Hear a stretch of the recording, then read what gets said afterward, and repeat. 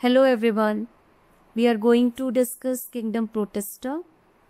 This is the second video for second chapter of 11th biology, that is biological classification, and in the first video of chapter 2 we have discussed for the kingdom Monera.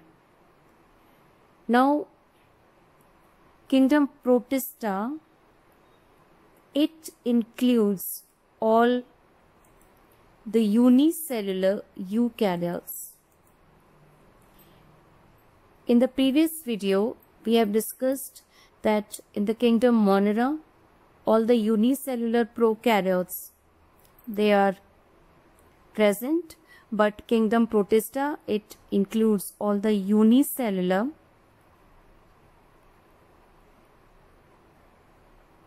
eukaryotes. As we know that eukaryotes, their size range from 5 to 100 μm, and they are with well-defined nucleus. Well-defined nucleus means nucleus with nuclear membrane, cell organelles, membrane-bounded cell organelles, they are present, and also chromosomes more than one. So these are the characteristics.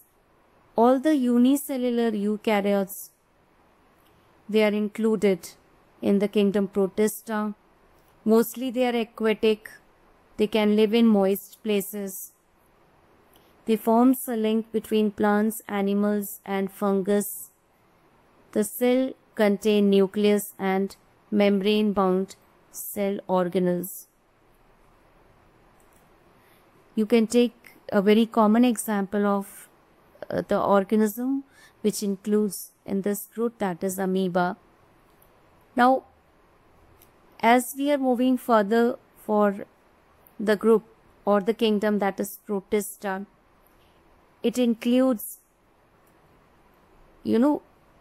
one group, subgroup you can call as, that is chrysophyte. So chrysophyte, it contains diatoms and golden algae. Desmids, these are called as.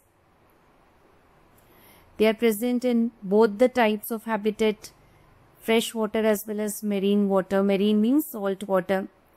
They are planktonic which floats, right? Photosynthetic, able to photosynthesize, can make their own food. Their cell walls overlap to fit together like a soap box.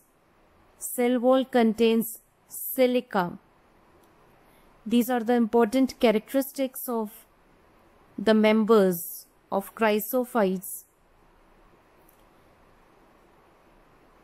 Their accumulation from diatomaceous earth because of the presence of silica in their cell wall, and that is used in polishing, filtration of oil and syrups. As they are photosynthetic, they are the chief producers in the ocean. These many characters, they are important for chrysophytes, and this is how we are moving further for the next group, that is dinoflagellates. Again, they are marine and photosynthetic. Cell wall has cellulosic plates. They appear as per the pigments yellow, green, brown, blue or red. They have two flagella. One is longitudinal and the other one is transverse in a furrow between the wall plates. And red dinoflagellates, Goniolex, it is because of the pigment it forms the red tides. When in mass, because of the red pigment in these dinoflagellates, the water appears as red. So this is what the characteristic feature of the dinoflagellates. important is the type of pigments, important is the stiff cellulosic cell plates and the presence of the two flagella along with the location. The one example is Goniolex. Because of its red pigment, it produces red tides. Same as when we talk about chrysophytes, important is the cell walls fit together as soap box. It contains silica and it make the earth diatomaceous because of the deposition, and also used where it is used in polishing, filtration of oils and syrups, and they are the chief producers. So these many points, they are very much important for the particular group which we are discussing. Now we are coming to euglenoids, freshwater form found in stagnant water.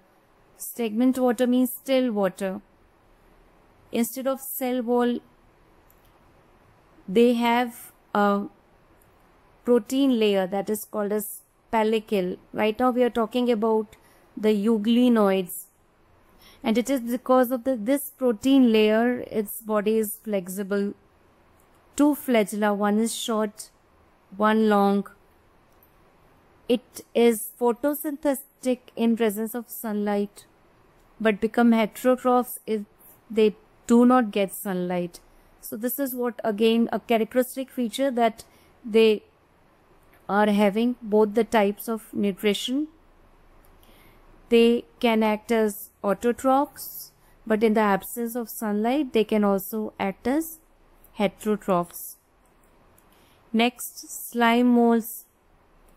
Saprophytic protists. These are saprophytic means feed on dead and decaying matter.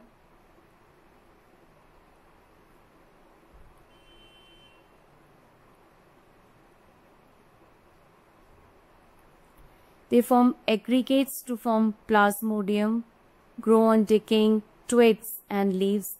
So these slime molds, their aggregation is called as plasmodium, and plasmodium forms fruiting bodies bearing spores on their tips. Spores, they have walls, and the presence of the walls in the spores, it make them resistant, and this is because to pass on the unfavorable condition. It is because of the presence of the true walls on spores in plasmodium, which is the aggregation of the slime molds. They are able to survive for many years. They are able to pass on unfavorable condition. So spores and their cell wall, spores and their true walls, they make them resistant. Now we are coming to the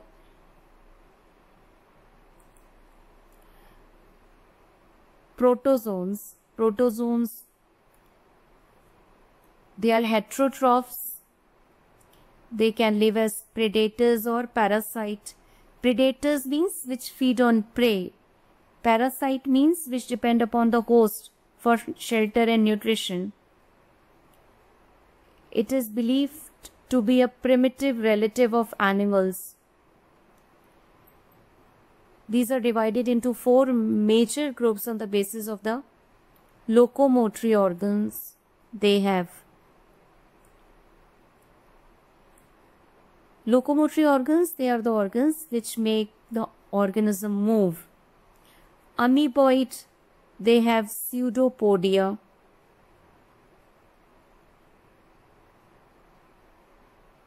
Right? Flagellated, they have flagella.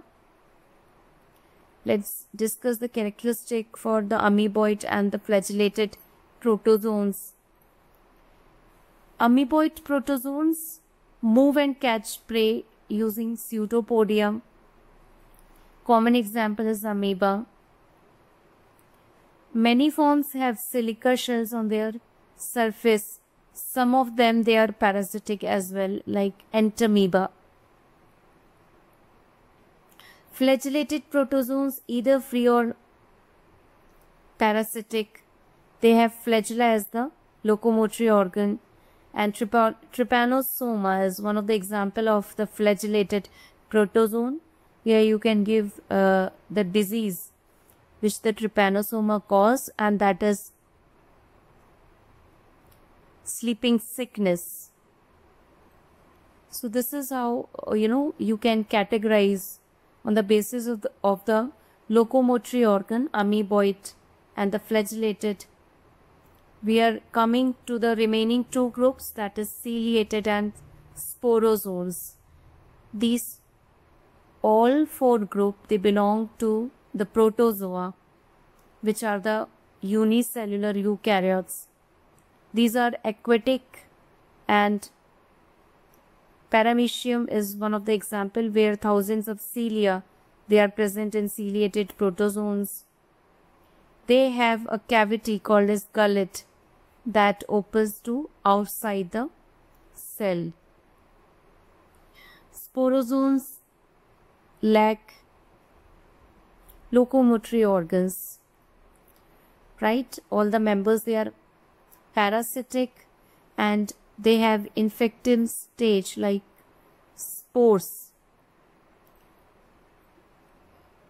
Examples are Plasmodium and the disease which the Plasmodium cause, that is malaria. So when we talk about protozoa, protozoa is categorized on the basis of the locomotory organ.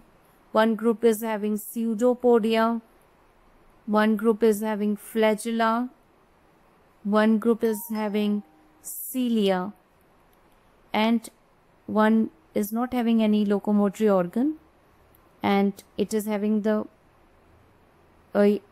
infectious stage, which is the spore stage, infective spore-like stage. And the example of the organism belong to this group, that is Plasmodium, and that comes under the category of sporozoans. Alright, so this is how we are completed with the kingdom Protista. We will be discussing the kingdom Fungi in the next video of ours. Till then, have a very good day.